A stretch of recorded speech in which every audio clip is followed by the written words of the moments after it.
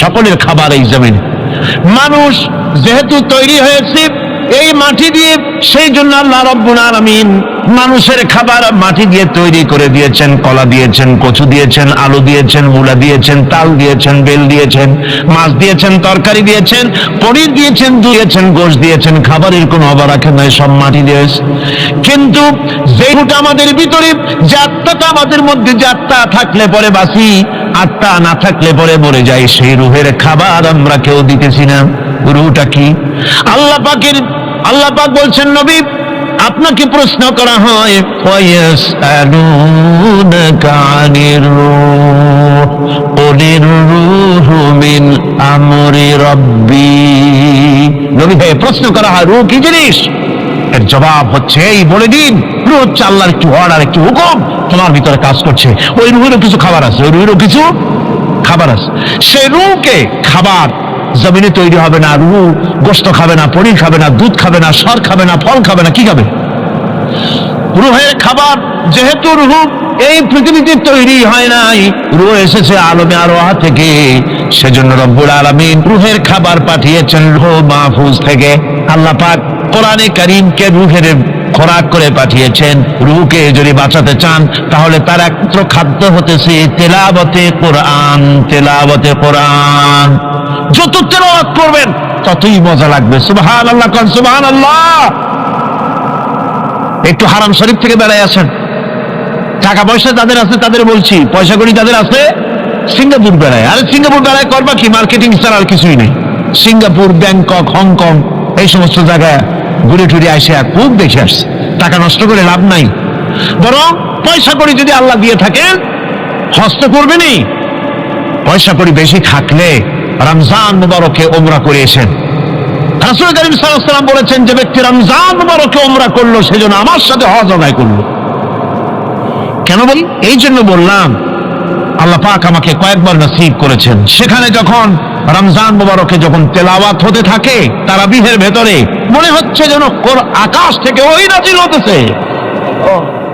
মানুষের চোখের পানি, নাকের পানি একাকার হয়ে যায় হারাম শরীফের ভিতরে। সেখানে তো মুনাজাত সারা বছর মুনাজাত হয় না, মুনাজাত হয় রমজান মুবারকে বেতেরের নামাজের ভিতরে। বেতেরের নামাজের ভিতরে ইমাম সাহেব হাত তুলে মুনাজাত করেন। অন্তত 8 থেকে 10 লক্ষ মানুষ হজের মৌসুমের মতো কাঁদতে কাঁদতে পাগল হয়ে যায়। কোরআন কি মজা! কোরআন হচ্ছে রুহের খাবার। আমরা তো রুহের খাওয়াই না, ঘোড়ার উপরে চড়ি, গাধার উপরে চড়ি, ঘোড়ারে গাধারে জন্মের মতো মুঠি খাইতে দেই না, নিজে খাই জন্মের মতো। খাইয়া ঘোড়ারে খাইতে দেওয়া হয় না, গাধারে খাইতে দেওয়া হয় না। ফলে ওর উপরে যখন সওয়ার হয় তখন ঘোড়া গাধা না খাইতে খাইতে একদিন চারদিকে দিয়া জায়গায় সিটে মরা ছাড়ার কোনো পথ থাকে না। জান্নাতীদেরকে, বেহেশতীদেরকে আল্লাহ রাব্বুল আলামিন বলবেন, কোরআন শরীফ তেলাওয়াত করো আর উপরের দিকে উঠতে থাকো। কোরআনে যেভাবে দুনিয়ার বুকে কোরআনে কারীম তুমি মুখস্থ করেছিলে, ধীরে ধীরে তেলাওয়াত করতে, ওইভাবে ধীরে ধীরে কোরআন তেলাওয়াত করো আর উপরের দিকে উঠতে থাকো। আল্লাহ পাক বলতে থাকবেন, উপরের দিকে ওঠো, তেলাওয়াত করো আর ওঠো। উঠতে উঠতে সেই জায়গা গিয়ে তোমার তেলাওয়াত শেষ হয়ে যাবে, জান্নাতের ওই জায়গাটা তোমার জন্য বরাদ্দ হবে। আবু দাউদ শরীফের হাদিস, জান্নাতের ওই জায়গাটা তোমার জন্য বরাদ্দ হবে। এখন যাদের শুধু সূরা ইখলাস আর সূরা কাউসার মুখস্থ, তারা তো 2 পা আগেই বসে যাবে, উঠতে পারবেন। বেশি বেশি মুখস্থ করেন, হাফেজে কোরআন হন অথবা হাফেজের মতো হন। বেশি বেশি মুখস্থ করেন সূরা ইয়াসিন, সূরা দুখান, সূরা রহমান, সূরা ওয়াকিয়া, সূরা মুজাম্মিল, এই সমস্ত সূরা, বেশি সূরা আল আরাফ, সূরা কাহাফ, সূরা মারিয়াম ইত্যাদি মুখস্থ করেন। কিয়ামতের দিন কাজে লাগবে। জান্নাতের অত উঁচায় উঠতে পারবেন। হাফেজে কোন জায়গায় যাবে? সুবহানাল্লাহি ওয়া বিহামদিহি। 30 পারা কোরআন যার সিনার ভিতরে, জান্নাতের কোন জায়গাটা আল্লাহ তাকে বরাদ্দ করবেন? সুবহানাল্লাহ, সুবহানাল্লাহ। কোরআনে কারীমকে মুখস্থ করুন, বেশি করে মুখস্থ করুন। কোরআনে কারীমকে বেশি করে তেলাওয়াত করুন। এই কোরআনে কারীমকে যারা বেশি করে তেলাওয়াত করবে, তেলাওয়াত করতে গিয়ে যারা আল্লাহর কাছে কিছু চাওয়ার সময় পাবে না, তাদের সম্পর্কে রাসূল করিম সাল্লাল্লাহু আলাইহি ওয়াসাল্লাম বলেছেন, হাদিসে কুদসি, রাসূল করিম সাল্লাল্লাহু আলাইহি ওয়াসাল্লাম বলেছেন, ইয়াকুলু রাব তাবারাক ওয়া তাআলা মান শাগালাহুল কুরআন আন যিকরি মাসআলাতি আতাইতুহু আফজালা মা উতিয়াস সাইলি। আল্লাহর নবী বলেন, আমার আল্লাহ পাক বলেছেন, কোরআন তেলাওয়াত করতে গিয়ে যারা ব্যস্ত থাকে, কোরআন তেলাওয়াত করতে করতে যারা আমার কাছে হাত পেতে কিছু চাওয়ার সময় পায় না, যারা আমার কাছে হাত পেতে কিছু চায়, তাদের থেকে তেলাওয়াতকারীদেরকে আমি রব্বুল আলামিন বেশি করে দেই। সুবহানাল্লাহ। কোরআন তেলাওয়াত করতে করতে যারা আল্লাহর কাছে হাত পেতে চাওয়ার সময় পায় না, আল্লাহ পাক বলেন যারা চায় তাদের থেকে তেলাওয়াতকারীকে আমি বেশি দেই। আমার বন্ধুগণ, শুধু তাই নয়, এ কোরআনে কারীম যারা তেলাওয়াত করবে, আমল করবে, কিয়ামতের দিন তার মা বাবার মাথার উপরে আল্লাহ রাব্বুল আলামিন, আবু দাউদ শরীফের হাদিসে এসেছে, তার মা বাপের মাথার উপরে নূরের টুপি পরিধান করানো হবে। এমন নূরের টুপি, এমন নূরের তাজ পরানো হবে, চন্দ্র সূর্যের আলোকে ম্লান করে দেবে। হাসরবাসীরা প্রশ্ন করবেন, এ লোকটি কে? কোন ফেরেশতা নাকি বলে না, কোন নবী নাকি বলে না, তবে কি ইনি কে? জবাব হবে, ইনি হচ্ছেন সেই ব্যক্তি যিনি তার সন্তানদেরকে কোরআন শিখিয়েছিলেন। কোরআন শিখানোর কারণে আল্লাহ রাব্বুল আলামিন আজ তার মা বাপের মাথার উপরে নূরের টুপি পরিধান করে হাসরের ভিতরে মর্যাদা দিলেন। কিয়ামতের দিন দুনিয়া মর্যাদা পাওয়া যাবে, আখিরাতেও মর্যাদা পাওয়া যাবে যদি কোরআনে কারীমকে তেলাওয়াত করা যায়, আমল করা যায়, বোঝা যায়, তাহলে এই সমস্ত নিয়ামত আল্লাহ পাক দান করে। এই পৃথিবীর বুকে যারা আরামের টাটকা সুখগুলি, আরামগুলি যারা বর্জন করে আল্লাহ রাব্বুল আলামিনকে বিশ্বাস করে যারা জীবন পরিচালনা করেছে, আল্লাহ পাক তাদের জন্য জান্নাত রেখেছেন এবং তাদের জন্য বলছেন, সাবিকু ইলা মাগফিরাতিন মির রাব্বিকুম ওয়া জান্নাতিন আরদুহা কা'আরদিস সামাই ওয়াল আরদ উইদ্দাত লিল্লাযীনা আমানু বিল্লাহি ওয়া রাসূলিহি। আল্লাহ পাক বলেন, প্রতিযোগিতা করো আল্লাহর মাগফিরাত কামনার জন্য আর জান্নাতে যাওয়ার জন্য প্রতিযোগিতা করো, আল্লাহর রহমত পাওয়ার জন্য সৎ কাজের প্রতিযোগিতা করো, তাহলে আল্লাহ রাব্বুল আলামিন তোমাদেরকে ক্ষমা করবেন আর তোমাদের জন্য এমন জান্নাত দিবেন যেই জান্নাত আকাশের বিশালতার, জমিনের বিশালতার মতো। এই বিরাট জান্নাত তোমাদেরকে দিবেন। এই জান্নাত চিরস্থায়ী সুখ এবং শান্তি জায়গা হবে।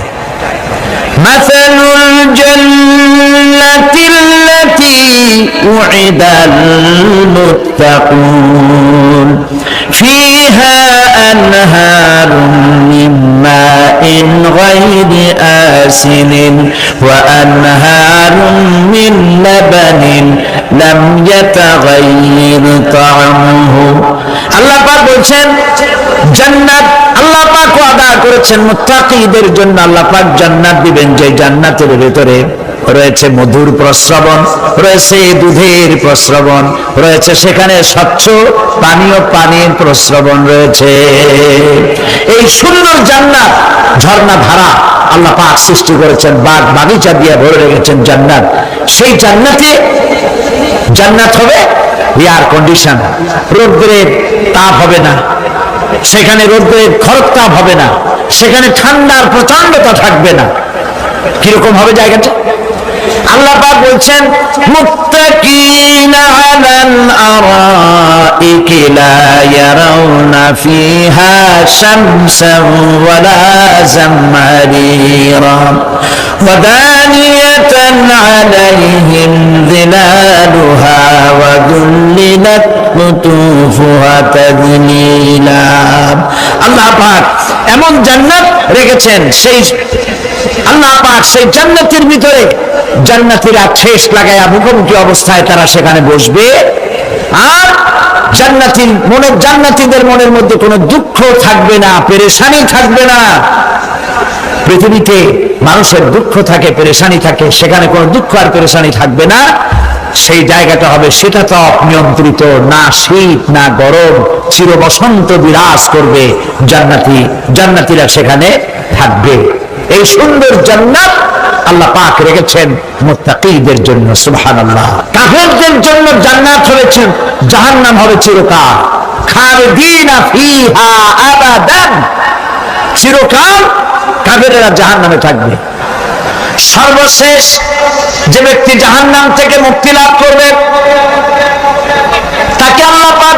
ফেরেশতাদেরকে বলবেন, আমার ফেরেশতারা আমার এই বান্দাকে জান্নাত এবং জাহান্নামের মাঝখানে রেখে দাও। জান্নাত এবং জাহান্নামের মাঝখানে লোকটি যখন থাকার জায়গা পাবে, সে জান্নাতের দিকে তাকায়া দেখবে আর কাঁদতে থাকবে। আল্লাহ পাক জিজ্ঞেস করবেন, বান্দারে যুগের পর যুগ ধরে জাহান্নামে কেঁদেছো, আমি রব্বুল আলামিন জাহান্নাম মাফ করে দিয়া জান্নাত জাহান্নামের মাঝখানে রেখে দিয়েছি, আযাব থেকে যে বেঁচে গেছো, এখন কাঁদো কেন? লোকটি বলবে, রব্বুল আলামিন কান্দি এই কারণে, জাহান্নাম থেকে মাফ করেছো, তোমার শুকরিয়া আদায় করি। জান্নাত তো আমার কপালে নাই, কিসমতে নাই, কিন্তু জান্নাত আমি এখান থেকে দেখতে পাচ্ছি। জান্নাতের সুঘ্রাণ আমার নাকে আসতেছে, কপালে নাই যাওয়ার।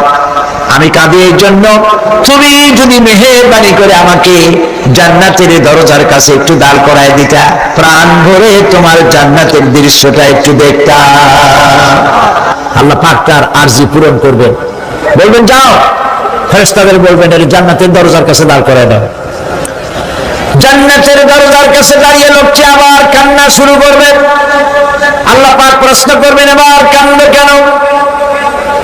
লোকটি বলবে, রব্বুল আলামিন কান্দি এই কারণে, জান্নাতের এই দরজায় দাঁড়ায়া জান্নাতের অফুরন্ত নিয়ামত কিছুই ভালো করে দেখা যায় না, শুধু অল্প জায়গা দেখি। যদি তুমি আমারে দয়া করে জান্নাতের মাঝখানে দাঁড় করায় দিতা, চতুর্দিকে তাকায়া তাকায়া দেখা কলিজারে ঠান্ডা বানাইতাম। তবে আমি ওয়াদা করি, জান্নাতের কোন নাজ নিয়ামত, কোন ফল আমি খাবো না, ধরবো না, ছুঁইব না। একটুখানি মেহেরবানি করে মাঝখানে দাঁড় করায় দাও, জানদারে ঠান্ডা করি। আল্লাহ রাব্বুল আলামিন ফেরেশতাদের বলবেন, আমার এই বান্দারে জান্নাতের মাঝখানে দাঁড় করাইয়া দে।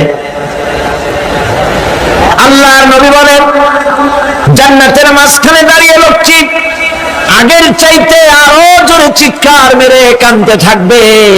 আল্লাহ পাক বলবেন, বান্দারে কি হলো তোর?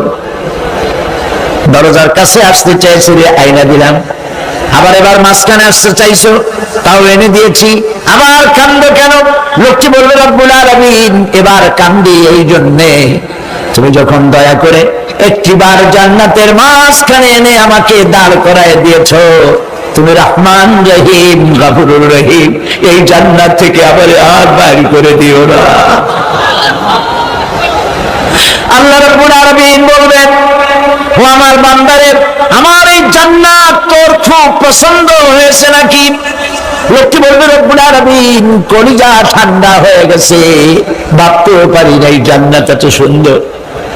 আল্লাহ পাক বলবেন, বান্দারে এরকম একটি নয়, দুইটা নয়, তোর জন্য আমি 10টা জান্নাত এরকম রিজার্ভ করে রাখছি। সুবহানাল্লাহ। আল্লাহ পাককে ভয় করে পৃথিবীর সমস্ত পাপ থেকে যারা নিজেকে রক্ষা করবে, আল্লাহ তাদের জন্য এই জান্নাত রেখে দিয়েছেন। সুবহানাল্লাহ। সেই জান্নাতের রিসিপশন আপনারা আন্দাজ করতে পারবেন না, রিসিপশন কারে কয়। কি এর প্রধানমন্ত্রী আর প্রেসিডেন্ট, 4-5টা পুলিশ আর আর্মি আসে একটা ঠক করে সেলুট মারলো, বাস শেষ হয়ে গেল, এরকম না। জান্নাতীদেরকে রিসিপশন দেওয়া হবে। জান্নাতীরা যখন আল্লাহর হুকুমে জান্নাতের দিকে যেতে লাগবে, আর যখন জান্নাতের কাছে চলে যাবে, আল্লাহ রাব্বুল আলামিন শোনায় দিচ্ছেন, হাত্তা ইযা জাউহা ফুতিহাত আবওয়াবুহা ওয়া ক্বালা লাহুম খাযানাতুহা সালামুন আলাইকুম তিবতুম ফাদখুলুহা খালিদিন। সুবহানাল্লাহ। জান্নাতীরা যখন জান্নাতে প্রবেশ করার দরজার মুখোমুখি হবে, দ্বার রক্ষীগণ তখন বলবে, সালামুন আলাইকুম, আল্লাহর শান্তি তোমাদের উপরে বর্ষিত হোক। সুবহানাল্লাহ। দুনিয়ার টাটকা টাটকা সুখগুলি 2 পা দিয়ে ছেলে দিয়েছো, টাটকা সুখগুলি গ্রহণ করো নাই, হারাম খাও নাই, আল্লাহ দ্বীন কায়েমের জন্য রক্ত দিয়েছো, জীবন দিয়েছো, কষ্ট করেছো, আল্লাহকে ভয় করেছো, আমাদের সালাম গ্রহণ করো, জান্নাতের মধ্যে ঢুকে যাও। চিরকালের জন্য। সুবহানাল্লাহ। আর বাইর হওয়া লাগবে না, চিরকাল এই জান্নাতের মধ্যে তোমরা বসবাস করতে পারবে, আল্লাহ রাব্বুল আলামিনের ফেরেশতারা বলে দিবেন। জান্নাতের মধ্যে আল্লাহ পাক হুরদের সঙ্গে জান্নাতীদের বিয়ের ব্যবস্থা করে দিবেন। কোরআনে কারীমে আল্লাহ পাক বলেন, মুত্তাকিইনা আলা সুরুরিন মাসফুফাতিন ওয়া যাওয়াজনাহুম বিহুরিন আইন। সামনাসামনি ভাবে সাজানো সারি সারি আসন সমূহের উপর তারা ঠেস লাগায় বসে থাকবে, আর আল্লাহ রাব্বুল আলামিন হুরদের সাথে জান্নাতীদের বিয়ের ব্যবস্থা করে দিবেন। যেসব হুরের সঙ্গে বিয়ে হবে তাদের আল্লাহ পাক বিবরণ দিচ্ছেন কি রকম হবে তারা। লাম ইয়াতমিসহুন্না ইনসুন ওয়ালা জান। এর পূর্বে জিন এবং ইনসান এদেরকে কেউ স্পর্শ করে নাই। কিরকম তারা? কাআন্নাহুন্নাল ইয়াকুতু ওয়াল মারজান। যেমন ঝিনুকের ভিতরে মণিমুক্তা থাকে, এইভাবে আল্লাহ পাক তাদেরকে পবিত্র করে রেখে দিয়েছেন। আমার প্রিয় ভাইরা, আল্লাহ রাব্বুল আলামিন কোরআনে কারীমের ভিতরে বলেছেন, ফাবিআইয়ি আলা'i রাব্বিকুমা তুকাযযিবান। জান্নাত দান করে আল্লাহ পাক এবার জান্নাতীদেরকে সম্বোধন করে বলবেন, ইয়া ইবাদি লা খাউফুন আলাইকুমুল ইয়াওমা ওয়ালা আনতুম তাহজানুন। হে আমার বান্দারা, লা খাউফুন আলাইকুমুল ইয়াওম, আজ আর কোনো ভয় নাই। সুবহানাল্লাহ, সুবহানাল্লাহ। আজ আর কোনো ভয় নাই, কোনো চিন্তাও নাই, আরামে এই জান্নাতের মধ্যে বসবাস করো। এরপরে আল্লাহ পাক জিজ্ঞেস করবেন, ও আমার জান্নাতীরা, আমি যেসব ওয়াদা করছিলাম আমার ওয়াদা মোতাবেক সমস্ত নিয়ামত পেয়েছো? তারা বলবে, হ্যাঁ পেয়েছি, সব নিয়ামত আপনার ওয়াদা মোতাবেক সব পেয়েছি। আল্লাহ রাব্বুল আলামিন বলবেন, সব পাও নাই, ওয়ানাদাইনা মাজিদ, আমার কাছে আরো বেশি আছে। সুবহানাল্লাহ, আমার কাছে আরো বেশি আছে। জান্নাতীরা বুঝবে না সে আরো বেশিটা কি, এর থেকে আর বেশি কি। প্রিয় ভাই সব, নবী করিম সাল্লাল্লাহু আলাইহি ওয়াসাল্লাম বলেছেন, জান্নাতের সুখ আর শান্তি কোন চোখ নাই যা দেখেছে, যা কোন অন্তঃকরণ নাই যা কল্পনা করতে পেরেছে। এই জান্নাত মুত্তাকিদের জন্য আল্লাহ রাখছেন। সুবহানাল্লাহ। জান্নাতীরা ভাবতেও পারবে না সেই নিয়ামতগুলি কি। প্রিয় ভাই সব, সেই মুহূর্তে আল্লাহর নবী মুহাম্মদুর রাসূলুল্লাহ সাল্লাল্লাহু আলাইহি ওয়াসাল্লাম বলবেন, রব্বুল আলামিন, আমার উম্মতেরা জান্নাতীরা বুঝতে পারে নাই আপনার কাছে কি নিয়ামত আরো বেশি আছে। আমার এই উম্মতেরা জান্নাতীরা আপনার ওয়াদা মোতাবেক সব পেয়েছে, কিন্তু একটি জিনিস এখনো তাদের কিসমতে হয় নাই।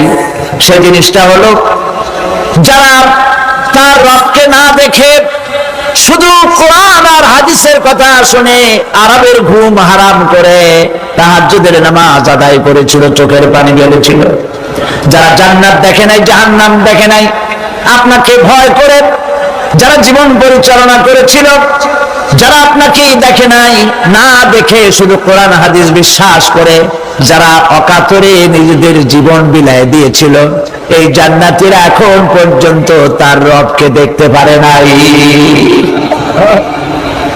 আল্লাহ রাব্বুল আলামিন তার সামনে থেকে ৭০,০০০ পর্দা সরে যাবে।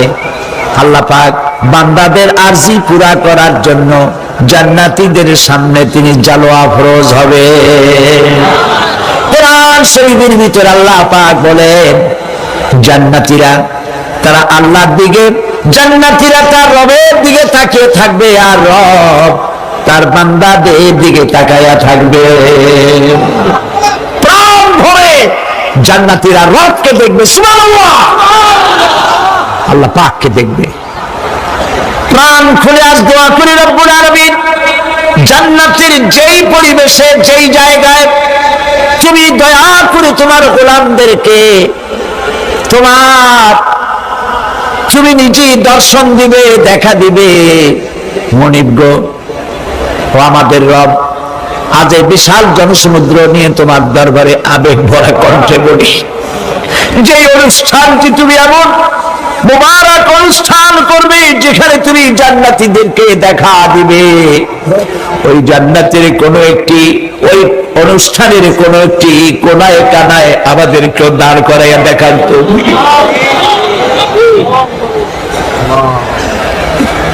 প্রিয় ভাই সব, আল্লাহ রাব্বুল আলামিন মানুষের সামনে এত সব নিয়ামত রেখেছেন, এই জান্নাত দান করবেন।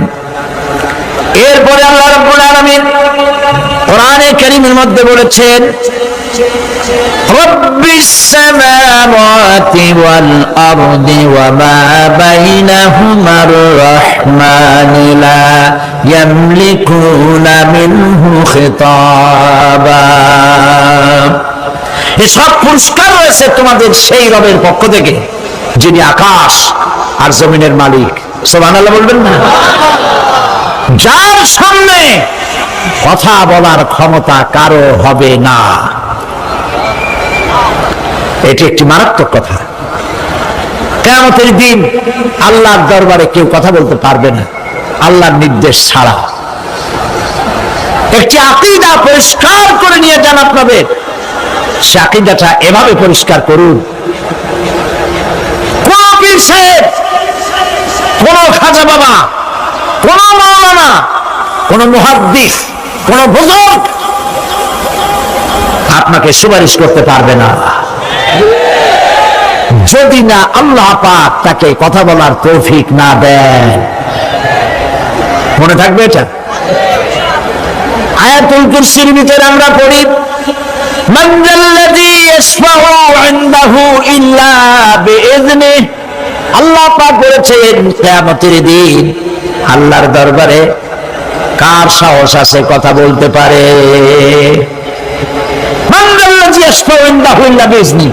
আল্লাহর ওয়াদা ছাড়া, হুকুম ছাড়া আল্লাহর সামনে কথা বলা সেদিন কেউ থাকবে না। সুবহানাল্লাহ। কেউ কথা বলতে পারবে না। সুপারিশ করতে হবে আল্লাহ যারে বলেন তুমি করো, অমুকের জন্য করো, সেই ব্যক্তি শুধু তার জন্যই করতে পারবে, আর কেউ কথা বলতে পারবে না। সেই কঠিন হাসরের ময়দান, যেদিন শুধুমাত্র আল্লাহ পাক কথা বলবেন, আর যারে বলতে বলবেন সেই কেবলমাত্র বলতে পারবে। সুপারিশ এটি আল্লাহ পাক কিয়ামতে পারমিশন দিলে বলা যাবে। হযরত ইব্রাহিম আলাইহিস সালাম কিয়ামতের দিন তার নিজের পিতা সম্পর্কে সুপারিশ করবেন, রব্বুল আলামিন আমার আব্বার জন্য সুপারিশ করতেছি, মেহেরবানি করে জাহান্নাম থেকে তারে আপনি রক্ষা করুন। আল্লাহ রব্বুল আলামিন বলবেন, ইব্রাহিম তোমার সুপারিশ মঞ্জুর হবে না। ইব্রাহিম আলাইহিস সালামকে আগুনের ভিতরে যখন ফেলে দেওয়া হচ্ছে, ফেরেশতা বলতেছিল আমার কাছে সাহায্য চাও, আগুন থেকে বাঁচায় দেই। হযরত ইব্রাহিম বলেছিলেন আমার তো পরীক্ষা হতেছে, ইমতিহান হতেছে, আমাকে ডিস্টার্ব করো না, আমি তোমার কাছে কেন সাহায্য চাইবো? আমি আগুনে পুড়লে পরে আমার মাবুদ, আমার খোদা, আমার আল্লাহ তিনি যদি খুশি হন, তাহলে আমার এমন আল্লাহকে খুশি করার জন্য 1000 বার পুড়তে রাজি আছি। তোমার কাছে কেন সাহায্য চাইবো? আমি তো অন্ধ, আল্লাহর ইবাদত করি না যিনি আমার দুঃখ দুর্দশা নিজের চোখে না দেখেন। আগুনের মধ্যে পড়ে গেলেন, আল্লাহ পাক আগুনকে অর্ডার করে দিলেন, ইয়া নারু কুনি বারদাও ওয়া সালামান আলা ইব্রাহিম। আগুন আমার ইব্রাহিমের জন্য ঠান্ডা হয়ে যা, শান্তি দাও, ঠান্ডা হয়ে যা। তাহলে দেখা গেল আগুনের মালিক হচ্ছেন আল্লাহ পাক। আল্লাহ পাক আজও যদি কোনো পূজা করা লাগবে না আগুনের পূজা করা তো হারাম। আগুন হচ্ছে আল্লাহর গোলাম, আল্লাহর সৃষ্টি, এটা হচ্ছে মাখলুক, আল্লাহ হচ্ছেন খালিক। বিশ্ব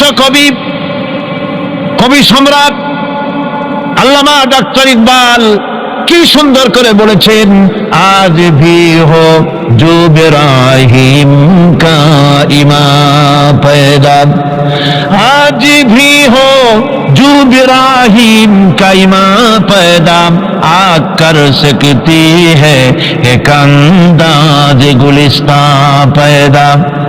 ইব্রাহিমের ঈমান যদি আজও কোথাও হয় বিদ্যমান, করতে পারেন অগ্নিকুণ্ডে খুবসুরত এক গুলিস্তান।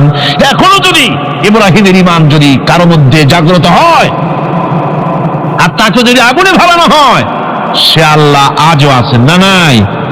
আছে কিনা? কতবার মুসা এবং তার ভাই হারুনকে আমার নিদর্শন দিয়ে তাদেরকে সুস্পষ্ট রূপে প্রমাণ সহ ফেরাউন এবং তার সভাসদের কাছে আমি পাঠিয়ে দিলাম। তারা যখন তাদের কাছে গিয়ে দ্বীনের দাওয়াত দিল, তখন তারা কি বলল?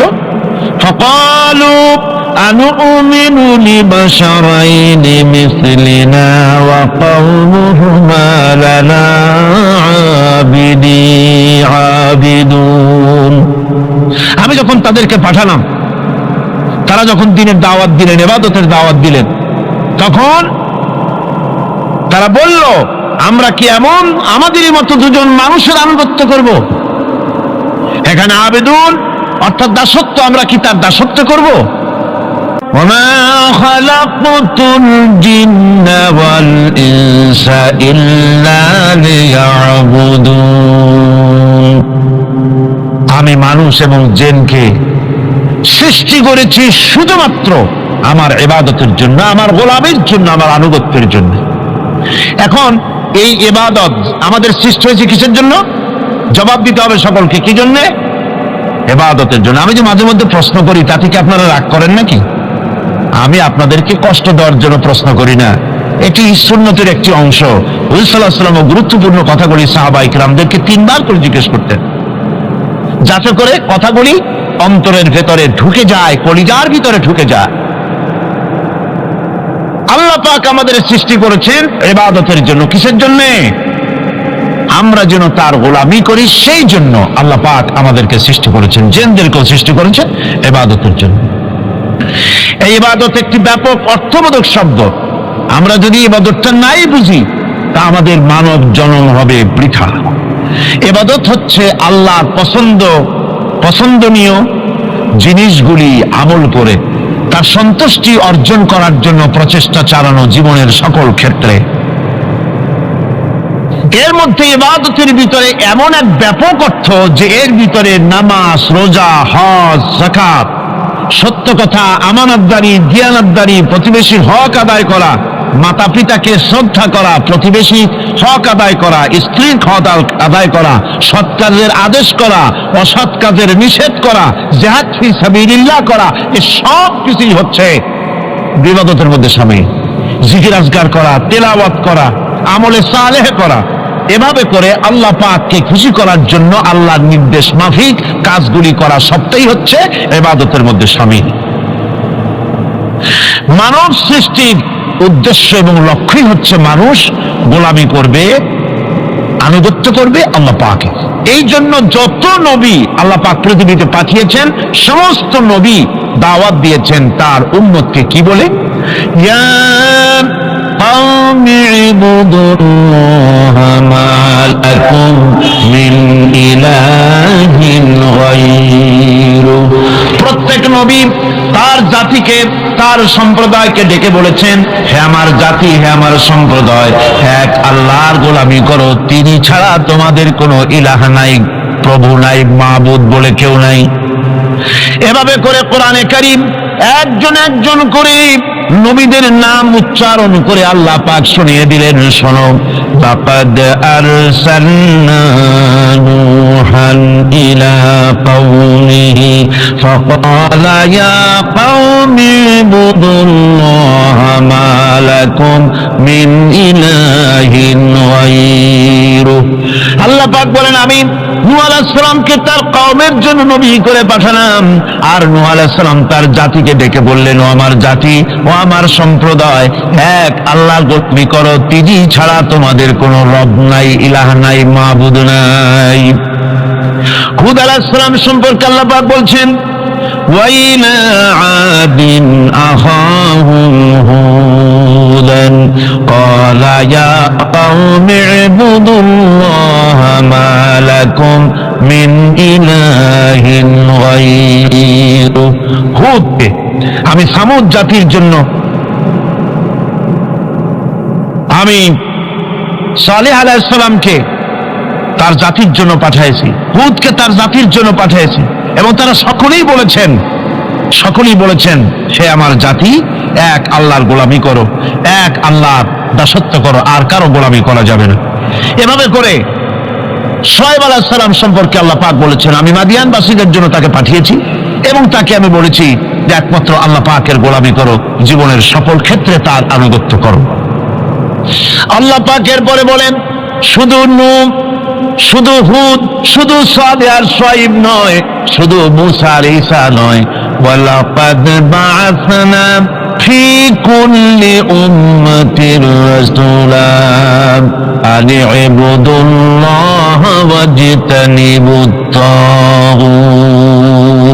আমি প্রত্যেক জাতির জন্যই রাসূল প্রেরণ করেছি, এবং সকলেই দাওয়াত দিয়েছেন আন ইবুদুল্লাহ ওয়াজতানিবুত তাগুত, এক আল্লাহর গোলামি করো, এক আল্লাহর আনুগত্য করো, আর তাগুতকে বর্জন করো। তাগুত হচ্ছে সেই শক্তি যে শক্তি শুধু নিজেই আল্লাহর আইন অমান্য করে না, অন্যদেরকেও অমান্য করতে বাধ্য করে। তাকে কি বলা হয়? কোরআন বলছি ওয়ামা আরসালনা মিন ক্বাবলিকা মির রাসূলিন ইল্লা নূহি ইলাইহি আন্নাহু লা ইলাহা ইল্লা আনা ফা'বুদুন। আল্লাহ পাক বলছেন হে নবী, তোমার পূর্বে এই পৃথিবীতে আমি যাদেরকে পাঠিয়েছি তাদের সকলের প্রতি আমি এই ওহী অবতীর্ণ করেছিলাম যে তারা তার জাতিকে বলবে লা ইলাহা ইল্লা, লা ইলাহা ইল্লা আনা, আমি ছাড়া কোনো ইলাহ নাই, অর্থাৎ আল্লাহ ছাড়া কোনো ইলাহ নাই। এই কথাটা নবীরা সকল জাতির কাছে তারা বলবে, এই বলে ওহী নাযিল করেছে, এবং তারা বলবে একমাত্র আল্লাহ পাকের গোলামি, তার আনুগত্য জীবনের সকল ক্ষেত্রে করতে হবে, তিনি ছাড়া কোনো ইলাহ নাই, এটাকে বিশ্বাস করতে হবে। মেরাজ উপলক্ষে আল্লাহ পাক রাসূল করিম সাল্লাল্লাহু আলাইহি ওয়াসাল্লামকে যে পেগাম দিয়েছিলেন, যে হাদিয়া দিয়েছিলেন, যে 14টি পেগাম ছিল, তার মধ্যে প্রথম পেগাম যেটা ছিল সে ছিল কি? وَقَضَى رَبُّكَ أَلَّا تَعْبُدُوا إِلَّا إِيَّاهُ وَبِالْوَالِدَيْنِ إِحْسَانًا। তোমার রবের পক্ষ থেকে এটা চূড়ান্ত রূপে ফয়সালা হয়ে গিয়েছে, চূড়ান্ত ফয়সালা হয়ে গিয়েছে যে দাসত্ব, গোলামি, আনুগত্য করতে হবে কেবলমাত্র আল্লাহ সুবহানাহু ওয়া তাআলা। আল্লাহ পাকের গোলামি ছাড়া কারো গোলামি করা যাবে না। এখন এই গোলামিটা কি জিনিস, আসুন আমরা ব্যাখ্যা করে আলোচনা করে বুঝতে চেষ্টা করি গোলামিটা কি। এটি হচ্ছে, এটা মানুষের একটা স্বভাবজাত প্রবৃত্তি। মানুষের সামনে মানুষ কারো না কারো আনুগত্য করতে চায়, এটা তার রুহের মধ্যে, তার রক্তের মধ্যে, তার দেহের মধ্যে এটা মিশ্রিত রয়েছে। যেমন মানুষ ক্ষুধা লাগলে ক্ষুধা নিবৃত্তি করার জন্য আহারের আশ্রয় গ্রহণ করে, ঠান্ডা লাগলে শীত বস্ত্রের আশ্রয় নেয়, ক্ষুধা লাগলে খাদ্যের আশ্রয় নেয়, গরম লাগলে বৃষ্টি হলে ঘরের মধ্যে আশ্রয় নেয়, মনের ভাষা ব্যক্ত করার জন্যে, মনের কথা ভাবের আদান প্রদান করার জন্য ভাষার আশ্রয় গ্রহণ করে। ঠিক এগুলি যেমন তার সহজাত প্রবৃত্তি, ঠিক অনুরূপ ভাবে উপাসনার প্রেরণা তার মধ্যে স্বাভাবিকভাবেই উপাসনার প্রেরণা তার মধ্যে ঢুকিয়ে দেওয়া রয়েছে। কারো না কারো সামনে তার মাথা নত করা এটি একটি স্বাভাবিক প্রেরণা। ইবাদতের ধারণা প্রকৃতপক্ষে এটি একটি ব্যাপক ধারণা। এর প্রথমে এটাকে দুই ভাগে ভাগ করা যায়, একটা হচ্ছে বন্দিগি এবং আনুগত্য, আর একটা হচ্ছে পূজা বা অর্চনা। বন্দিগি এবং আনুগত্যের ব্যাপারটা হচ্ছে যে উচ্চতর কোনো একটি সত্তার সামনে মাথা নত করে দেওয়া, যেটাকে আরবিতে বলা হয় ইজহারে তাদাল্লুল, নিজেকে ছোট করা, নিজেকে ছোট করা। এই নিজেকে ছোট করাটা, এটা কিন্তু আল্লাহ পাক ছাড়া কারোর সামনে মাথা নত করা, কথা বুঝেন না নাকি? আল্লাহ ছাড়া কারোর সামনে মাথা নত করা যাবে না। সুতরাং আজ ইজহারে তাদাল্লুল, ইজহারে তাদাল্লুল, মানুষ নিজেকে ছোট করবে কেবলমাত্র আল্লাহর কাছে। কার কাছে? আল্লাহ ছাড়া কারো সামনে মানুষ মাথা নত করতে পারবে না। এমনকি আমার দেশের কোর্টগুলিতে জজ সাহেবদেরকে বলা হয় মিলর্ড, আমার প্রভু। ব্রিটিশের শেখানো কথা, কোন মুসলমান উকিলের এমন কথা বলা উচিত নয়, জায়েজ নয়, হারাম। এ ধরনের কাস্টমস, এ ধরনের ট্র্যাডিশন উৎখাত করা উচিত। মাননীয় স্পিকার, মাননীয় জজ সাহেব, সম্মানিত জজ সাহেব এভাবে বলতে পারে, কিন্তু আমার প্রভু, প্রভু তো মুসলমানের একজন। প্রভু কয়জন? তার নাম কি? এই 60 জনে কইলেন আল্লাহ। আল্লাহর নাম নিতে দুঃখ লাগে, ভয় করে, লজ্জা করে, চিল্লা এখন প্রভু কে? আল্লাহ সুবহানাহু ওয়া তাআলা। সুতরাং তার সামনে মাথা নত করতে হবে। এখন বন্দিগি বা আনুগত্য, আমি এই জিনিসটা একটা দৃষ্টান্তের মাঝে আপনাদের সামনে পেশ করতে চাই। খুবই গুরুত্বপূর্ণ বিষয়, আপনারা শুনলে আশা করি আল্লাহ পাক আমাদেরকে ফায়দা দান করবেন। আমি দোয়া চাই এই গুরুত্বপূর্ণ বিষয়টি যেন বুঝিয়ে আপনাদের সামনে পেশ করতে পারি, আল্লাহ পাক যেন তৌফিক দান করেন। এই আনুগত্যটার একটা দৃষ্টান্ত এভাবে দেওয়া যায়, যেমন চাকর মনিবের আনুগত্য করে। চাকর কার আনুগত্য করে? মনিবের। মনিব যা বলে চাকর সেগুলিকে মান্য করে। এটাকে আরেকটু বড় করে যদি দেখতে চান, তাহলে এভাবে বলা যায়, জনগণ, একটা দেশের জনগণ সরকারের আনুগত্য করে। সরকার যা বলে সরকারের আনুগত্য করে। মানুষ তার নিজের অজান্তেও কোর্টে, কাছারিতে, আদালতে, রাস্তায়, নৌকায়, স্টিমারে, প্লেনে, শিক্ষাঙ্গনে, সর্বত্র একটি দেশের জনগণ একটা সরকারের আইন নিজের অজান্তেই মেশিনের মতো পালন করে চলে, ঠিক কিনা? এই দৃষ্টিতে যে পরিমাণ লোক কোন সরকারের কর্তৃত্ব সীমায় বাস করে এবং তারা আইনের অনুবর্তন করে, তাদের সম্পর্কে আমরা বলতে পারি জনগণ অমুক সরকারের আনুগত্য করছে। আর এটাকে যদি আরবিতে বলেন তাহলে বলা যায় এভাবে, জনগণ অমুক সরকারের ইবাদত করছে, আনুগত্য করছে, দাসত্ব করছে, গোলামি করছে। এবার এই ধারণাটিকে আরো একটু প্রশস্ত করে নিন, তাহলে আপনি দেখতে পাবেন। প্রথমে বললাম মনিবার চাকর, তারপর বললাম জনগণ আর সরকার। এবার এই দৃষ্টিকে আরো প্রশস্ত করে দিয়ে বিশ্বের দিকে তাকান, মহা শূন্যের দিকে তাকান। গাছপালা, তরু লতা, কীট পতঙ্গ সব যেন কারো আইন মেনে চলছেই তো মনে হয়, নাকি কন? এবার শুনুন আল্লাহ পাক কি বলছে। আল্লাহ রাব্বুল আলামিন বলেন, আফাগায়রা দীনিল্লাহি ইয়াবগুন ওয়ালাহু আসলামা মান ফিস সামাওয়াতি ওয়াল আরদি তাওআন ওয়া কারহা। আফাগায়রা দীনিল্লাহি ইয়াবগুন, তোমরা কি আমার দেওয়া জীবন ব্যবস্থাকে ছেড়ে দিয়ে অন্যের তৈরি করা কোন ব্যবস্থা তালাশ করো? ওয়ালাহু আসলামা মান ফিস সামাওয়াতি ওয়াল আরদ, অথচ আকাশে যা আছে, জমিনে যা আছে, সব কিছু আনুগত্যের মস্তক আমার সামনে মাথা নত করে দিয়েছে। সুবহানাল্লাহি ওয়া বিহামদিহি, ঠিক কিনা? একটি ধূলি কণা থেকে শুরু করে নক্ষত্র লোক অবধি যা কিছু আমরা দেখতে পাই, যা দেখি না, সব হুকুম মানে কার? এই আইনের বৃদ্ধাচারণ করার ক্ষমতা কারো নাই। এটাকে বলা যায় গোটা বিশ্ব চরাচর আনুগত্য করছে, গোলামি করছে, ইবাদত করছে। কার করছে? আল্লাহ পাকের। এটাকে ইংরেজিতে বলা হয় ল অফ নেচার, এটাকে আরবিতে বলা হয় কানুনে ফিতরত, এটাকে বাংলায় বলা হয় প্রকৃতির আইন।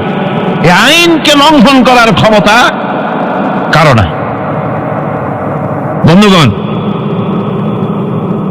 এই পৃথিবীর আপনি লক্ষ্য করে দেখবেন, কোরআন মাজিদে এই বন্দিগিকে কোথাও ইবাদত বলেছে, কোথাও তাসবিহ বলেছে, কোথাও তাকদীস বলেছে, কোথাও সুজুদ বলেছে, কোথাও কুনুত বলেছে।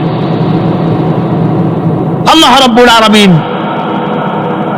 এই ইবাদতকে, আল্লাহ পাকের এই আনুগত্যকে বিভিন্ন শব্দে ব্যবহার করেছে, যেমন وَلَهُ مَنْ فِي السَّمَاوَاتِ وَالْأَرْضِ وَمَنْ عِنْدَهُ لَا يَسْتَكْبِرُونَ عَنْ عِبَادَتِهِ وَلَا يَسْتَحْسِرُونَ।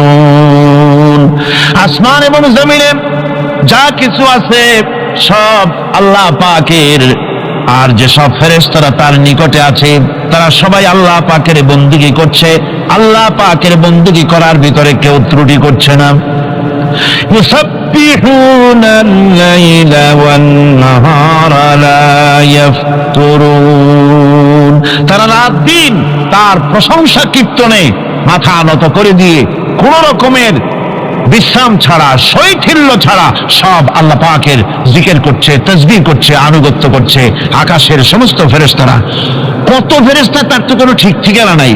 কত লক্ষ লক্ষ ফেরেশতা আছে শুধু রুকুর হালতে আছে, কেউ তো সিজদার হালতে আছে, কেউ তো কিয়ামের হালতে আছে। আর যার উপরে যে ডিউটি আছে সেই ডিউটি পালন করছে, সব আল্লাহ পাকের আনুগত্য করে চলছে।